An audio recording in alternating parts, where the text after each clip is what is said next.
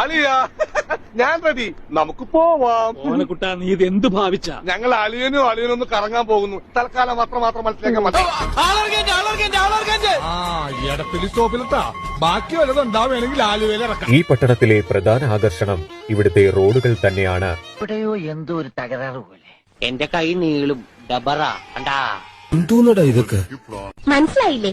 നമ്മള് സിസ്റ്റേഴ്സ് നേഴ്സുമാരാണെന്ന് ചോദിച്ചത്. എനിക്ക് ഭ്രാന്തായി പോയതാണ്, അത് നാട്ടുകാർക്ക് മൊത്തം ഭ്രാന്തായ. എന്തൊക്കെയാണ് നടക്കുന്നേ? എന്തൊക്കെയാ എന്താ പറ, എനിക്കറിയില്ല. അല്ല, എന്താ നിങ്ങളുടെ ഉദ്ദേശം?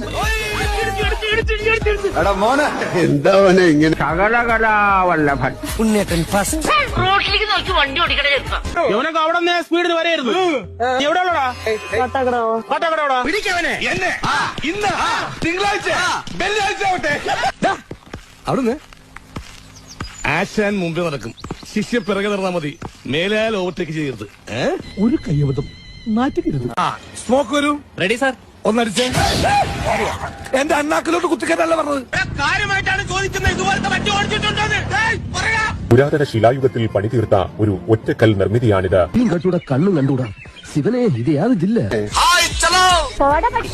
ഇതെന്താ തടാക്കോ? കീഴെ ഇറങ്ങ് തമ്പി, കീഴെ ഇറങ്ങപ്പാ പ്ലീസ്. ഇനി നമുക്ക് ഫ്ലൈൻ പൊക്കി തട്ടി കഴിക്കാം.